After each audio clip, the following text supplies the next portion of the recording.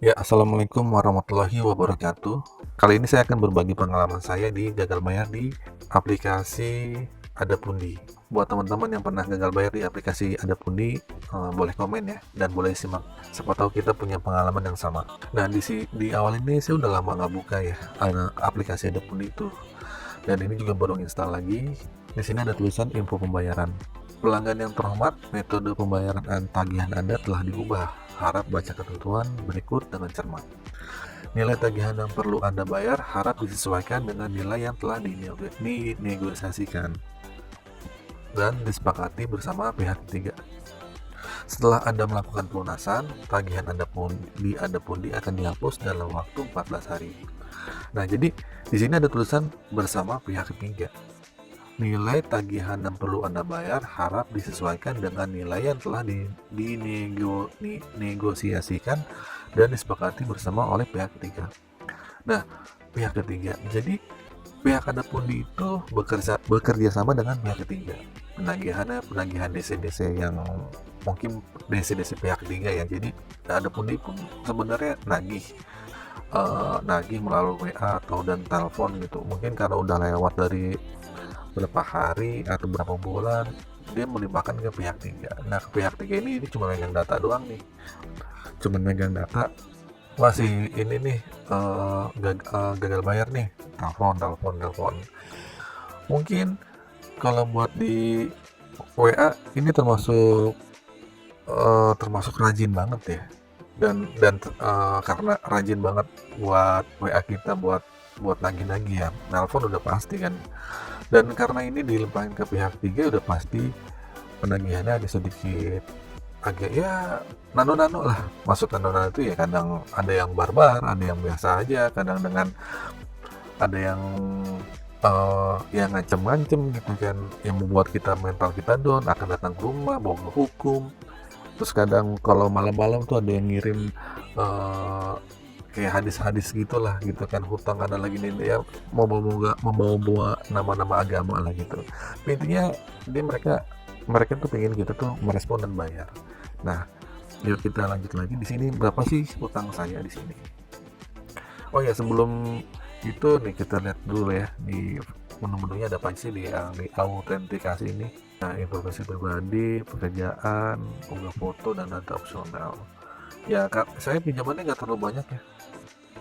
Yang disetujui juga nggak terlalu banyak. Nah, mungkin kalau misalnya saya bisa unggah ini semua, mungkin saat itu saya dapat banyak.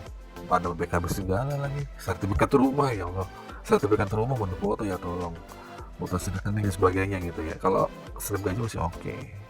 Ini daftar opsional, tapi saya nggak lengkapin ya, saya biasa aja kayak informasi pribadi aja, pekerjaan, info kontak, dan unggah foto.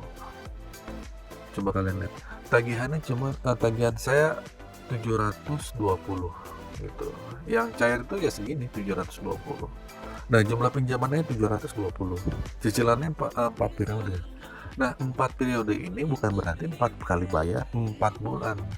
Maksudnya 4 periode itu dalam satu bulan itu 2 kali bayar.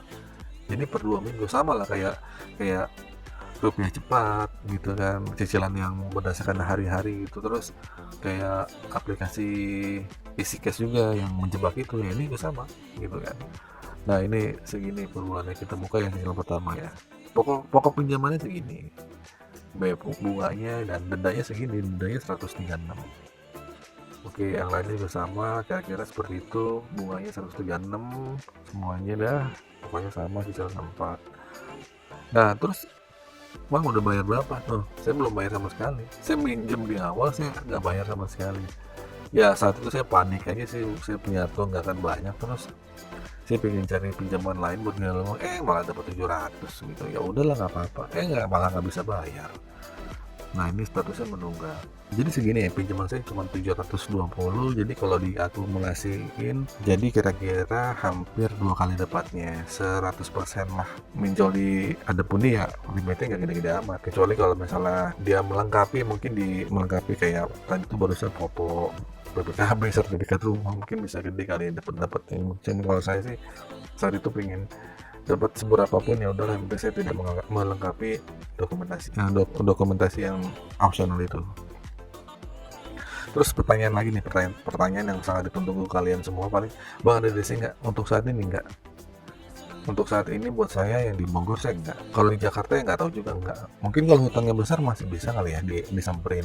Tapi kalau ada pundi ini yang hutangnya kecil-kecil karena dia ngasihnya receh ya, gitu kan 700 atau berapa 500 mungkin cair gitu kan. Ya enggak lah gitu. Dan apakah diteror mulu? Iya diteror pasti. Diteror gitu kan kayak misalnya di WA. Dia termasuk orang yang termasuk pinjol yang rajin banget buat nagih-nagih. Ya diingetin dengan itu ya mungkin kalian pernah lah tidak bukan diancam ya kayak mereka tuh pengen menjatuhkan mental kita aja gitu misalnya nanti akan dibawa ke jalur hukum jalur perdata gini nanti akan datang ke rumah nanti akan seperti ini gitu. Jadi gini teman-teman, yang namanya kita pinjaman online tanpa jaminan ya jaminan kita ya udah jaminan kita ya data pribadi kita gitu kan. Terus apakah ini akan sebar data? Ada sejauh ini ada pun nggak sebar data, termasuk pinjaman yang lunak ya, pinjaman yang lagi sedikit nggak terlalu barbar banget ya gitu kan. Terus nggak sebar data dan kenapa juga nggak ke luar kontak darurat gitu, nggak bakal nggak ke kontak darurat. Jadi buat teman-teman yang jangan usah khawatir gitu, ini nggak bakal nampak ke kontak darurat juga dan sebagainya gitu. Atau mungkin saya ada informasi teman-teman yang pernah nggak di ada pundi yang pernah datangin DC atau pernah ditelepon-teleponin ya. Dan balik lagi, saya itu emang nggak pernah merespon tagihan-tagihan dari DC ya. Ada saya kalau misalnya HP yang aktif ya saya reject gitu kan, atau saya nonaktifin gitu kan.